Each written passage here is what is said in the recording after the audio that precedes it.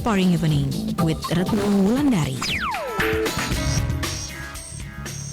Pendengar Solopos FM dan pemirsa Solopos TV masih bersama Tung Desemwarimin, dan di session ketiga ini kita akan semakin personal dengan beliau. Dan Pak Tung, boleh nggak sih ngobrol tentang waktu kecil itu kuliahnya di mana? Terus kemudian ini ada pertanyaannya, SD-nya itu di mana? Oke. Kalau di Solo semua atau? Di Solo semua. Saya ini di Solo sampai umur 25 tahun. Jadi 25 tahun. lahir di Solo, ceprot di Solo, terus kemudian SD itu di Keprabon 1 dan 3 di Kanisius begitu ya. Kemudian SMP di Bintang Laut, jadi termasuk kategori lumba-lumba saya, binatang laut juga gitu ya. Terus kemudian SMA di SMA Negeri 3 di Solo. Kemudian kuliahnya pertama kali masuk di Fakultas Ekonomi UNS. Kemudian di tahun berikutnya double dengan Fakultas Hukum di UNS. Tapi selesainya hanya di Fakultas Hukum. Nggak lanjut lagi kuliah? Sekarang? Gini. Nggak ada keinginan lagi untuk melanjutkan? Saya tuh senang sekali loh, karena tadi ketemu dengan Pak Jamal. Pak Jamal itu mahasiswa teladan angkatan kakak kelas saya. Prestasinya Pak Tung luar biasa sekali ya. Beliau jadi kuliah, profesor. Ya? Beliau jadi profesor. Nah, saya juga mahasiswa teladan juga pada waktu itu. Jadi 52 piagam. 32 piagam. 32 piagam ya. Nah, adik kelas saya Zudan. Itu waktu itu saya bantu bimbing lomba karya tulis ilmiah, karena saya dulu yang juara sampai tingkat nasional. Saya bantu bimbing dia. Dia juga jadi profesor. Baik. Pak Jamal jadi profesor dan sekarang jadi mantu rektor 3. Terus kemudian Profesor Zudan juga di Tata Negara ya, itu top sekali juga, sakti. Saya juga profesor. Saya profesor jalanan. Masa ada SH ngarang buku marketing? Makanya itu pasti itu ada. Itu SH-nya singkatannya sarjana hutan gitu. Tapi ini bicara kesuksesan, salah satunya diukur dari materi. Ngomong-ngomong, berapa sih penghasilan Patung saat ini? Per hari berapa duit nih yang diterima? Waduh, per hari. Hari ini saya punya income berapa ya? Hari ini income berapa nih? Ya. Jangan sudah beternak tadi sampai lupa. Yes, jadi income sebetulnya ada dua. Satu yang namanya active income. Kalau active income itu kita kerja baru dapat income. Kalau hari ini terang saja active income-nya enggak ada, tapi passive income-nya ada. Kalau passive income-nya berapa? Enggak pernah ngitung gitu ya. Jadi passive income itu adalah sebetulnya yang harus kita pedulikan di dalam kehidupan selain active income. Tapi sayangnya begitu banyaknya orang, 97% orang, termasuk pemirsa di rumah ataupun pemirsa Radio Solo Pos, ternyata 97% di antara kita semua yaitu sibuk cari active income, tidak punya passive income. Jadi lupa mencari pasif. Ternak duitnya. Ternak duitnya gimana tipsnya? Sederhana saja. Ternak duit itu harus kaya gini. dulu. Harus punya duit berapa M dulu atau gimana? Jadi Anda mulai dari kecil. Jadi begitu prinsipnya gini, orang kaya begitu terima duit, dia sisihkan dulu, sisanya baru dihabiskan. Kalau orang miskin dapat duit, dihabiskan dulu, kalau ada sisanya baru disisihkan. Karena dihabiskan dulu, habis nggak? Namanya aja dihabiskan. Gitu. Mau Mike Tyson, pernah dengar Mike Tyson? Penyanyi dangdut, tahu? Bukan ya, itu ya. Petinju, bukan petinju, orang yang bangkrut. Dia dapat duit banyak, tapi dia sibuk menghabiskan. Kalau ada sisanya baru ditabung, nggak pernah bisa. Harusnya terima duit, sisakan dulu, berapapun income kita, sisihkan, kemudian digulungkan. Digulungkan dengan cara? Disisihkan, digulungkan. Anda boleh masuk ke kamar kos misalnya gitu ya. Oke. Investasi maksudnya? Yes, jadi investasi boleh. Atau paling goblok di deposito ditambahin lagi. Itu goblok setengah mati, tapi lebih bagus daripada tidak punya ternak sama sekali. Jadi setelah Anda ternakkan tadi, mendadak hasilnya sungguh sangat luar biasa. Saya tahu ini tahun 97. Tahun 97 saya praktek mulai ternak duit dan mulai menyisihkan sederhana sekali. Sebetulnya di tahun 2002 begitu, 12 tahun yang lalu saya sudah merdeka gitu secara keuangan. Wah, kaya banget. Enggak gitu ya. Berapa? Saya cuma punya tabungan 300 juta saat itu. Pada saat itu 300 juta, bunga saya dapat 12% net. Akibatnya 1 bulan saya punya penghasilan 3 juta. Cukup untuk membiayai gaya hidup saya pada waktu itu cuma 2 juta. Karena anak belum sekolah, belum begini. Nah, sebetulnya saat itu saya sudah merdeka. Nah, ini banyak orang yang salah. Pak, kaya dulu baru merdeka. Enggak, merdeka dulu baru kaya. Maksudnya apa? Dengan Anda merdeka, Anda bisa mikir. Tadi saya baru aja ke Museum Sangiran. Keren, Museum Manusia Purba. Saya sarankan Anda boleh datang di sana karena tempat pariwisata yang sekarang layak dikunjungi gitu ya. Nah, sana saya pelajarin, oh ternyata betul. Waktu itu saya kombinasi dengan National Geographic, ada berita begini. Manusia itu ternyata diciptakan 2 juta tahun yang lalu. Terus ternyata baru manusia maju pertanyaannya para ahli, kenapa manusia baru maju secara ekonomi, budaya, kemudian juga teknologi, spiritual baru 7.000 tahun yang lalu. Yang 1.993.000 tahun ngapain? Sebelumnya ngapain? Ternyata sebelumnya mereka sibuk berburu. Berburu. Dan setelah 7.000 tahun yang lalu, kenapa manusia mulai maju? Karena mereka punya waktu berpikir. Kok bisa punya waktu berpikir? Karena mereka mulai beternak. Kata kuncinya itu. Pertanyaan saya, kenapa sekarang kembali lagi 97% dari kita sibuk berburu uang, cari uang. Anda tidak punya waktu untuk mikir lagi. Kalau dulu kan orang tidak berburu, mulai ternak ayam, ternak begini. Aktif income-nya tadi ya? Iya, Anda kalau yang fokus dikejar. aktif income terus, mestinya kan disisakan dulu dong. Ayamnya jangan disembelih dulu, biarkan bertelur. Angsanya biarkan bertelur emas dulu, telurnya baru digunakan. Dan itu nggak harus nunggu banyak sekali uang. Iya, Anda mulai sedikit dulu. Start from whatever you want, whatever you have gitu ya. Kamu punya berapa, mulai sekarang gitu. Gajinya berapa, sisihkan. Minimal 10%, sisihkan. Gulungkan. Anda akan tumbuh luar biasa. Ternaknya Pak Tung udah dapat berapa Kalau sekarang? tahun 2007, ternak duit saya tuh saya ngasih hadiah ulang tahun istri saya itu sudah Mercy Spot. Warnanya biru metalik, peleknya 20 inch, cupnya bisa bilang, dan itu ternak duit doang gitu. Saya tidak akan pernah beli Mercy, tidak pernah beli mobil mewah ketika ternak duitnya tidak cukup. Dan saya sangat sabar. Tahun 2004 saya pindah di Pondok Indah, di Bukit Golf sudah bisa. Beli Mercy S-Class, tunai cash keras sudah bisa. Saya enggak. Saya sabar, ternak duit dulu.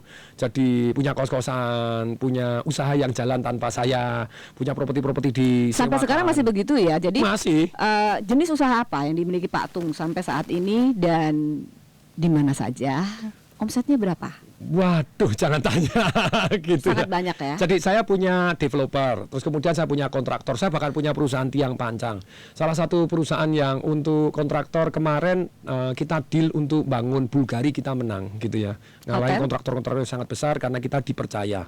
Itu kontraktor untuk bangun rumah-rumah mewah gitu ya. Terus kemudian kalau developer itu yang terakhir kita properti ya, bangun di Johor Baru di Iskandar Ridge. Itu Januari itu sudah ya lumayan sekali gitu. Itu kerjasama dengan beberapa teman dan pengusaha di Singapura juga, pengusaha di Malaysia juga, kita partneran dan mendadak grow luar biasa. Ada toko buku juga, Togamas di Jogja, bukan di Solo, di Jogja begitu ya. Hotel juga sepertinya. Hotel juga, hotel di Malang, Kartika Graha. Jadi kalau ke Malang nginep di mana? Ada banyak. Kartika Graha, oke, nginep di hotel saya itu. Kartika Graha. Saya gitu gitu ya. Itu sudah direnovasi, kamarnya besar, indah, bagus, keren banget itu. Keren banget ya. Top Ada gitu butuh ya. karyawan nggak tuh di sana? Nah, ya, nah, tentu saja terus kemudian ada hotel The Ritz Jogja, halo Jogja gitu. Halo Kita Jogja. kerjasama dengan banyak pengusaha di Jogja. Di Semarang termasuk ada? Semarang ada Best Western Star gitu ya. Iya. Ini terakhir ini saham saya baru di Kerjasama juga ya. kerjasama yang di sana. dengan satu partner, dulu dua partner, sekarang tinggal satu sama satu. Terus kemudian dia nawar, Pak Tung boleh nggak Jadi sahamnya saya beli gitu ya. harus berpartner juga. I always berpartner, Oke. minimal dengan karyawan saya. Ya. Jadi saya selalu punya partner. Jadi jalan untuk mencapai satu sukses pastinya tadi kalau Pak Tung bisa explore tips apa sih yang lebih sederhananya? Kalau satu kata aja sukses itu, tolong ya ditulis pakai tadi huruf besar, ditebelin, di garis bawahi, dilingkarin, kasih tanda seru, di stabilo, kasih bintang 7 gitu, kasih gambar hati di panah gitu. Satu kata yang buat Anda sukses adalah nyontek. Nyontek. Sebentar, ada guru nggak yang dengerin? Ada guru dimarahin. Nyontek Itu kelemahannya ini. kita tuh dari kecil nyontek loh. Kita bisa ngomong nyontek nggak? Ya, nyontek. Pakai baju nyontek nggak? Nyontek. Segala macam bentuk sisiran kita nyontek nggak? Betul. Nah, kenapa kita nggak mau nyontek orang yang sukses? Kalau Anda bilang ini original, bohong. Nggak ada yang original. Yang ada hanya Anda atapi, tiru dan amati, Modify. tiru dan modify. Ada dua gabung jadi satu lebih bagus. Anda kombinasi terus. Anda maju itu karena ada landasan. Kalau saya bilang saya sukses hari ini karena saya duduk di bahunya orang-orang yang sakti mandraguna yang saya pelajarin ilmu-ilmunya tadi. Nah, ini juga yang inspiring sekali. Jadi saya bisa ngelihat lebih jauh, lebih tinggi karena saya base-nya sudah ada orang-orang yang sakti zaman dulu mikirin. Mulai dari kecil atau mulai dari dulu juga sudah seperti ada role model dulu ya. Yes, ada model-model. Saya dulu sekolah SMA goblok. Kuliah jadi mahasiswa teladan di Fakultas Universitas 11 Maret gitu ya, 32 piagam. Juara lomba karya tulis ilmiah sampai tingkat nasional gitu ya. Juara tepat P4. Apakah saya pinter banget? Enggak gitu ya. Karena ada role model. Kakak-kakak kelas saya, Mas Kaspiah, yang mahasiswa teladan tahun sebelum-sebelumnya. Iya. Iwi meninggal dunia. Almarhumah. Ya, terus kemudian Mas Beng Mas Bambang gitu ya. Saya banyak kakak kelas saya. Wow, kok bisa? Amati, Tiru, modifikasinya even better. Lebih baik kakak-kakak kelas saya tidak ada yang sampai tingkat nasional, saya tingkat nasional gitu ya, karena belajar dari mereka. Belajar dulu dari mereka. Iya, belajar dari juara-juara yang tahun lalu. Yang sudah ada. Demikian juga orang sukses. Makanya resep sukses, baik kalau tidak mau nyampe kerjasama. Lupa doain. Malah enak. Bahasanya kolaborasi. Ya, kerjasama dengan yang terbukti sukses itu lebih gampang. Jadi cara yang paling enak, cara paling cepat milih orang tua yang benar. Nah itu. Oh iya. Banyak sukses kan kita Cara langsung. cepatnya gitu. Nyari orang tua yang benar, terus? Kalau tidak bisa ya cari pasangan hidup yang orang tuanya rajin. Terus? Kalau tidak bisa ya cari partner yang rajin. Partnernya rajin? Kalau tidak bisa ya cari karyawan yang rajin. Anak buah atau karyawan yang rajin? Anda tidak bisa kaya sendiri. Setiap orang kaya selalu mempekerjakan orang lain. Nah, ingat nih, setiap orang kaya selalu mempekerjakan orang lain. Bahkan Anda tidak perlu tahu. Contoh, saya waktu mahasiswa teladan, saya kerja di BCA. Pada waktu BCA yang punya Om Lim. Om Lim SD aja gak lulus, bahasa Indonesia tidak bisa punya BCA. Karena salah satunya mempekerjakan Tung Desa Waringin dan mengerjakan orang-orang yang hebat. Yang hebat itu yang dikerjakan di sana ya. Pak Tung, kalau rumah nih, berapa punya rumah? Sekarang properti lumayan lah, 42. 42. Ada Di Solo punya. Di Solo ada, di Jogja ada, di terus Jogja kemudian ada. Surabaya banyak, di Bali ada, terus kemudian Jakarta gitu, Semarang dan itu seterusnya. Terus? Di Medan ada, ya. Selalu diputerin atau cuma? Enggak, saya sewakan. Tadi ternak duit sewa-sewakan. Lagi ya? Iya. Ada 4 hotel, lumayan lah. Ada gitu. 4 hotel, Yes. ada properti yang luar biasa. Mallnya buka nih, 31 Mei, The Ritz Jogja. Datang ya. Di Jalan Jogja Magelang. Ya, Jalan Jogja Magelang ada The Ritz ya. Itu Jogja City Mall. Wah. Jokowi bukan Jogja City Mall Jogja City Mall di Jalan Jogja kilometer Jogja Magelang 6,7 ya. Jadi kerjasama dengan banyak orang di Jogja di Jogja. Seru kerjasama gitu, seru sampai pada titik ini. Sampai pada yang hari ini terjadi ya. Peran ibu. Jadi saya sangat semangat untuk terus berkarya, salah satunya karena ibu saya gitu ya. Saya kepingin sekali berbakti sama papa saya. Belum cukup berbakti, papa saya sudah meninggal dunia. Jadi istri saya sampai tahu bahwa kenapa sih saya semangat terus begini, karena saya kepingin membahagiakan ibu saya. Masih ada sekarang di Solo? Masih ada, makanya saya sering-sering ke Solo. Ada yang ingin disampaikan kepada ibu di rumah? Jadi terima kasih atas cintanya mama, sehingga membuat saya menjadi hari ini.